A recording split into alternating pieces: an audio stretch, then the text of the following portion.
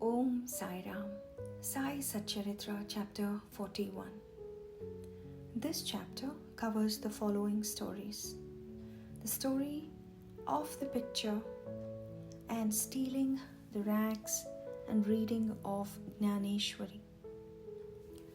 As stated in the last chapter, we continue here the story of the picture. 9 years after the incident described in the last chapter, Ali Muhammad met Hemat Pant again and related to him the following story. One day, while wandering in the streets of Mumbai, he bought a picture from a street hawker. Then he got it framed and set it on a wall in his house at Bandra.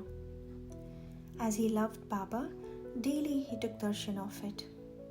3 months before, he gave the picture to Hemat Pant. He was suffering from an abscess or swelling in his leg, for which an operation was performed, and he was convalescing in the house of his brother-in-law, Mr. Noor Muhammad Peer Boy in Mumbai. For 3 months, his house in Bandra was closed and nobody was living there. Only the pictures of Baba Abdul Rahman, Maulana Sahib Muhammad Hussain, Sai Baba, Baba Tajuddin, and a few other saints were there. The wheel of time did not even spare these. All the pictures met their fate. But how Sai Baba's picture escaped it, nobody had been able to explain it to me up till now. It shows the all-pervasiveness, omnipresence of Sai and his inscrutable power. The story goes like this. He had a small picture of Saint Baba Abdul Rahman from Muhammad Hussain Tarya Topan many years ago.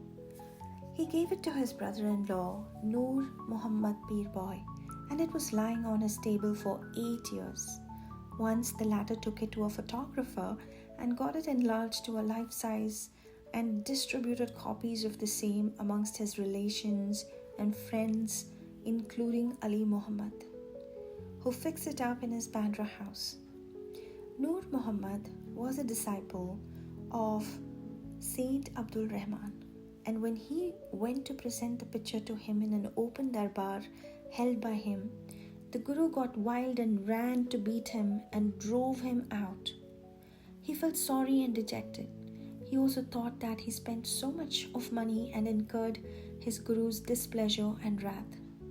As his Guru, Baba Abdul Rahman did not like the image worship.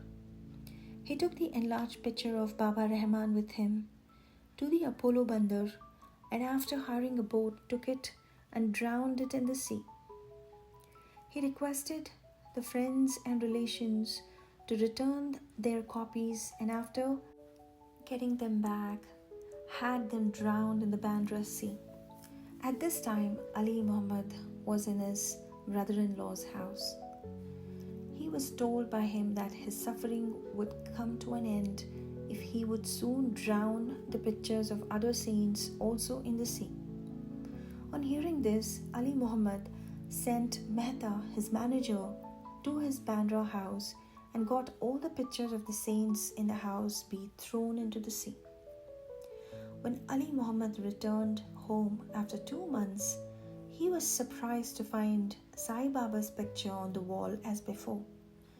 He did not understand how Mehta took away all the pictures except this. He immediately took it out and kept it in the cupboard, fearing that if his brother-in-law saw it, he would do away with it. While he was thinking how it should be disposed of and who would keep it with care, Sai Baba himself, as it were, suggested to him that he should see and consult Maulana Ismu Mujawar and abide by his opinion.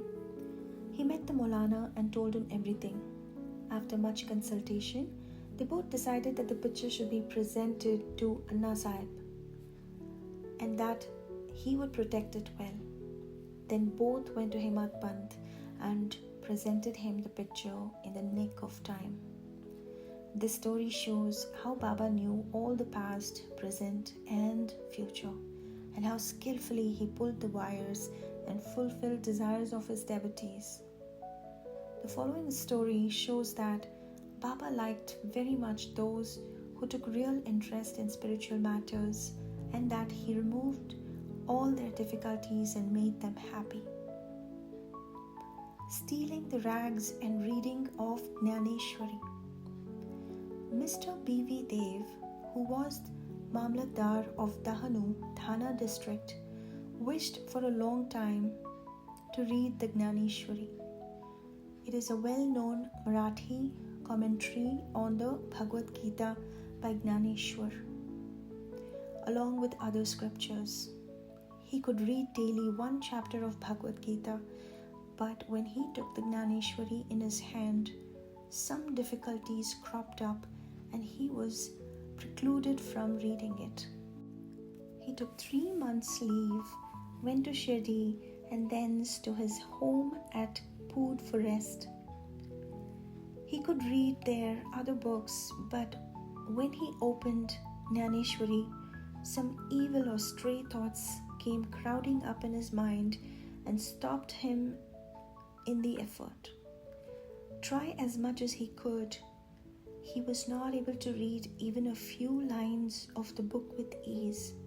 So he resolved in his mind that when Baba would create love for the book and would order him to read it, he would begin, and not till then. Then, in the month of February 1914, he went with his family to Shirdi. There, Jog asked him whether he reads Dnyaneshwari daily. Dev replied that he was desirous of reading, but he was not successful at that. Only when Baba would order him to read it, he would commence. Jog advised him to take a copy of the book and present it to Baba and start reading after it was consecrated and returned by him. Dev replied that he did not want to resort to this device, as Baba knows his heart. Would he not know his desire and satisfy it by giving him a clear order to read? Dev then saw Baba and offered 1 rupee as dakshina. Baba asked for rupees 20, which he gave. At night, he met one Balakram and inquired from him as to how he secured Baba's devotion and grace. Balakram told him that he would communicate everything next day after Aarti. When they went for darshan the next day, Baba asked for rupees 20, which he gave willingly. As the masjid was crowded, Dev went aside and sat in a corner. Baba asked him to come closer and sit with a calm mind, which Dev did. Then, after the noon Aarti was over and the men dispersed, Dev saw Balakram again and asked him his previous experiences, what Baba told him and how he was taught meditation. While Balakram was going to reply, Baba sent one Chandru, a leper devotee, to call Dev to him. When Dev went to Baba, the latter asked him with whom and what he was talking. He said that he was with Balakram and heard from him his fame. Then Baba asked him again rupees 25 as dakshina, which Dev gladly gave. Then Baba took him inside and sitting near the post, charged him saying, "You stole away my rags without my knowledge." Dev denied any knowledge of the rags, but Baba asked him to make a search. He searched but found none. Then Baba got angry and said, "There is nobody here. You are the only thief, grey-haired and old. You came here for stealing." After this, Baba lost his temper, got terribly wild, gave all sorts of abuses and scoldings. Dev remained silent and apprehended that he might get a beating also. After about an hour or so, Baba asked him to go to the Vada.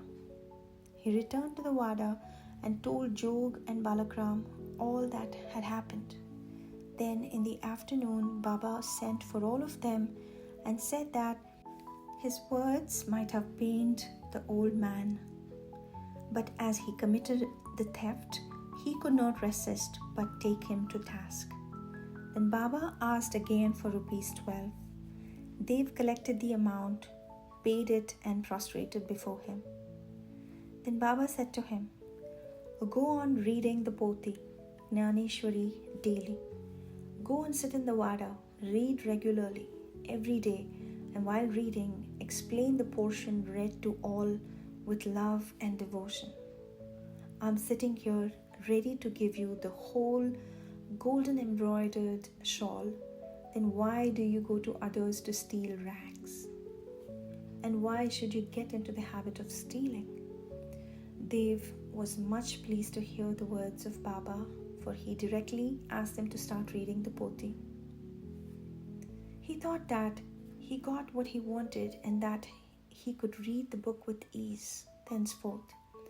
He again prostrated himself before Baba and said that he surrendered himself to him and that he should be treated as a child and be helped in his reading. He realized then what Baba meant by stealing the rags. What he asked Balakram constituted the rags, and Baba did not like his behavior in this respect, as he was ready to answer all his questions. He did not like him to ask others and make unnecessary enquiries, and therefore he scolded him. Dev thought that he really did not scold him, but taught him that he was ready to fulfill his desires and there was no use asking others in vain. Dev took these scoldings as blessings and went home satisfied and contented. The matter did not end here. Baba did not stop with only issuing an order to read. Within a year, he went to Dev and inquired about his progress. On 2nd April 1914, on Thursday morning, Baba gave him a dream. He sat on the upper floor and asked him whether he understood the Poti. "No," answered Dev. Baba said, "Then, when are you going to understand?" Dev burst into tears and said, "Unless you shower your grace, the reading is a mere burden, and the understanding is still more difficult." Baba told, "While reading, you make haste. Read it before me, in my presence." Dev asked, "What shall I read?" Baba said, "Read Adhyatma." Dev went in to bring the book. When he opened his eyes, he was fully awakened. We leave the readers to imagine what ineffable joy and bliss they felt after this vision. Bow to Sri Sai, peace be to all.